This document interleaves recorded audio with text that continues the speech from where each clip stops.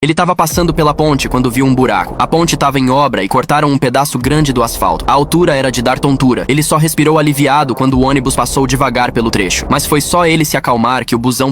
Os cabos de aço arrebentaram e as vigas de ferro se entortaram com a pressão. Num piscar de olhos, a ponte começou a desabar. Juan puxou a namorada e saiu. Todo mundo dentro do busão entrou em pânico e começou a correr também. Uma moça quase caiu, mas conseguiu se agarrar a tempo. Só que o azar veio logo atrás. O chão cedeu e ela despencou junto com os destroços da ponte. Caiu direto em cima de um barco. Juan viu tudo e ficou paralisado, mas logo puxou o amigo Peter, que estava em choque, e os dois dispararam para fugir dali. Enquanto isso, um gordinho que estava no banheiro do ônibus saiu sem saber de nada. Só deu tempo dele arregalar os olhos antes de ver o busão tombar e cair da ponte. O cara foi jogado contra o para-brisa, rodopiando pelo ar, antes de dar de cara com o mar. Juan e sua namorada estavam correndo na direção da beirada da ponte, mas a desgraça era mais rápida. O chão simplesmente sumiu debaixo dos pés deles. Sem opção, eles tiveram que atravessar por cima de uma viga fina que balançava muito. A namorada dele, Molly, conseguiu passar, mas uma outra moça de óculos se atrapalhou ao esbarrar num homem, derrubando os óculos no chão. Sem enxergar nada, Juan correu para ajudar ela. Ela se arrastava devagar, tremendo de medo. Quando estava quase chegando do outro lado,